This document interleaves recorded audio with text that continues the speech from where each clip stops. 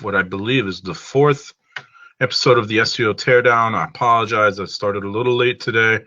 You know, it never fails that when I get ready to hop on live stream, the doorbell rings or the phone rings or something rings, and I got to deal with it, right? So here I am, and I don't have a business site to tear down just yet. I am working on one. I've got a new client in New York that needs some SEO help, so we're going to probably tear down their site next week. But I do want to talk to you about Rankbrain, because it's kind of resurfaced as a hot topic in the last week or so. And what is Rankbrain? You're probably wondering. Rankbrain is a part of Google's algorithm. It's the artificial intelligence part of Google algorithm. So I wanted to talk to you about how do you SEO for Rankbrain. The short answer is you really can't 100%, but there are some things you can do, and I'm going to give you two tips, two really important tips on how to do SEO and feed the Rankbrain machine, artificial intelligence. Now, Rankbrain accounts for about 15, the numbers are somewhere between 15 and 30% of all search queries, meaning you go to Google and you search for something, and this is only Google, by the way. So if you go to Google and search for something, there's a 15 to 30% chance that your search results were influenced by Rankbrain. And if they were, then you probably notice that your search phrase doesn't exactly match what the results show. But it's probably very close to what you were looking for, or it is what you truly intended to search for. And that's really what Rankbrain is about. What is the searcher's intent? You know, what are they really looking for when they type in a search? Because, you know, sometimes when you go to Google or Bing or Yahoo to search for something, you type in one search, you didn't get exactly what you're looking for, so you modify that search a little bit, and then maybe you modify it again, and you're trying to narrow down the results to what you're really looking for. And so Rankbrain, for Google only, by the way, that's the intent, that it'll narrow down that search to what you're really looking for, what your intended search was. All right, so what are the two things that you can do to SEO for Rankbrain? Now, these aren't the only two things by any stretch of the imagination, but these are the two probably most important aspects of SEO for Rankbrain purposes, because eventually Rankbrain will take more and more of the search results in Google, and eventually Bing and Yahoo will have their own versions of Rankbrain. It is artificial intelligence, and if you've been paying attention to media lately, you've probably noticed there's a lot of talk about virtual reality and artificial intelligence and so forth, and it's becoming more of a reality. No pun intended. It's becoming more of a reality.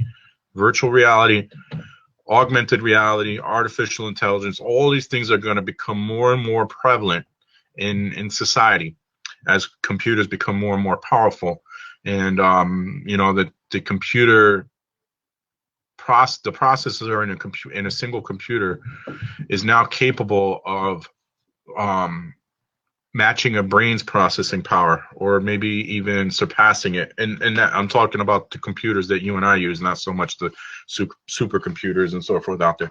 These devices that we all have now, smartphones, these smartphones are more powerful than a computer was just a few years ago. So think about that. You have more processing power in the palm of your hand than you did just a few years ago. So of course, artificial intelligence, augmented reality, virtual reality, and things of that nature are becoming more and more prevalent in society as we move forward. So we're talking about Rankbrain, which uses artificial intelligence, and artificial intelligence simply means a computer tries to mimic what a human what a human's intentions are. It can't mimic emotions, at least not yet, maybe someday, but it can mimic what our thought processes would be. And Google has included this Rankbrain portion, this Rankbrain artificial intelligence in their Google algorithm to improve the search results to match what Google believes your intended search to be. Now, some people don't like that idea, and others do. So if you've ever spent time trying to find something on Google, you know that sometimes you have to do multiple searches. So uh, Rankbrain should help with that. So with that being said, the two things you can do right now to improve your on-page SEO for Rankbrain. Number one, stop, and you should have already stopped doing this, but stop creating content for one keyword or keyword phrase. So if you have a long tail keyword, which you should be trying to use long tail keywords that are appropriate for your business, don't just develop the content for that one long tail phrase keyword. Develop the content to have different variations of that keyword. All right. And then that'll make it easier for Rankbrain to find your content, assuming that Google has indexed your content. And that's a whole nother subject of ensuring that your content is indexed by Google. And if you go to scottgombar.com, you will see on the homepage there, you can download my on-page SEO checklist, and I'll go through everything you need to do as far as optimizing your site for Google and Yahoo and Bing.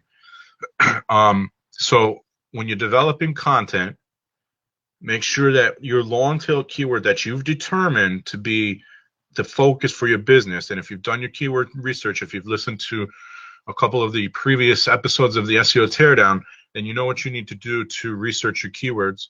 Then develop the content so that you're using that keyword, but also other variations of that keyword or other ways that people might search for what it is you're talking about.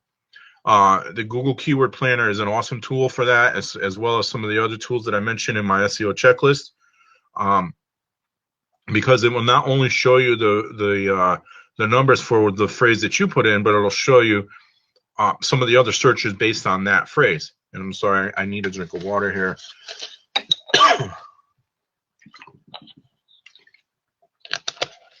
All right.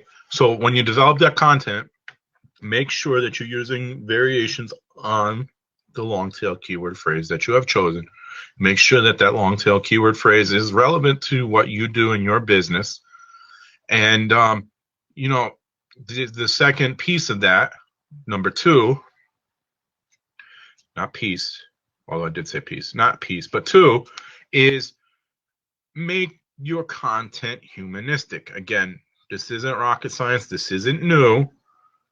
But you need to do this more so now than ever. Don't develop the content for Google. Develop it for your audience.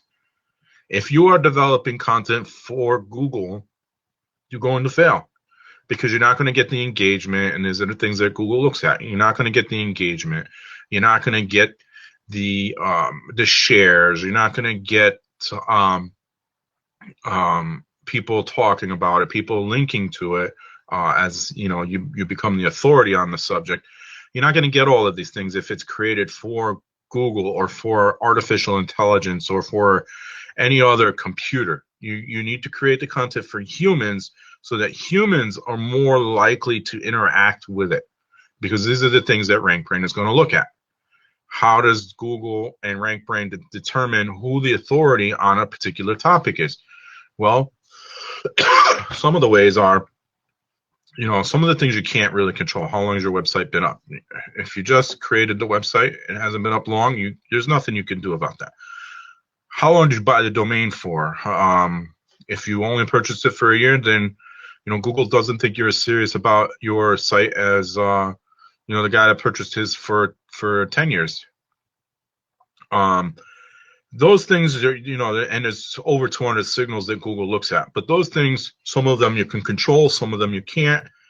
But if you're developing content with the idea of gaming Google or gaining Google's trust, it's not going to work. You don't want to gain Google's trust.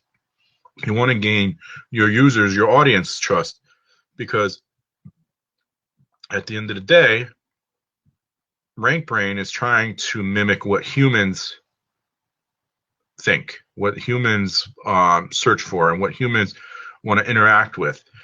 And therefore, you don't want to try to determine what Google's going to think. You want to try to determine what humans are going to think, because that's what Rankbrain is mimicking as artificial intelligence. So there you go. There you have it. The two things that you can do, two of the many, by the way, and I kind of touched on some of the other ones, but the two things that you can do to SEO for Rankbrain that now accounts for about 15 to 30% of all searches on Google.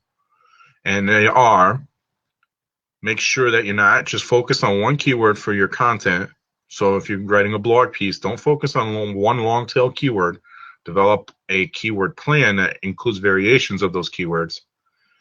And then secondly, write as though you, and you should have been all along, but write to appeal to your audience, to humans, not to computers, not to algorithms, not to artificial intelligence or any of that. Appeal to humans, write for the human reader, because that's who's going to interact with it. Okay. So this has been another episode of the SEO Teardown. Like I mentioned, I do have a website, possibly. I'm just waiting for approval from the client. We may tear it down next week. So make sure you tune back in. I will be on time next Wednesday, noon Eastern, SEO Teardown number 5. And we will talk SEO like we do every week. If you feel obliged enough to check out Growth Success Radio this week at 11 a.m. Eastern, please note we will have Grant Cardone, the one and only Grant Cardone, on our show, Growth Success Radio, 11 a.m. Eastern, this Friday. Go to growthsuccessradio.com to get the information on how to participate in the show, because, yes, you can join, ask questions, and make comments. Also, if you want to participate in the on-page SEO webinar 4-part series, this month's October's session has filled up. Excuse me. So I'm not able to take any more. I apologize. We are now accepting people for the November series. It's a 4-part series, 1 hour a night, Thursday nights, 8 p.m. And we'll talk on-page SEO. I will teach you everything I know about on-page SEO, so you will become the expert, and you will be able to on-page SEO your website and make sure it's ready for Google. Check that out also on scottgombar.com. And I will be back next week on here, or maybe a different platform, I don't know, to talk about SEO.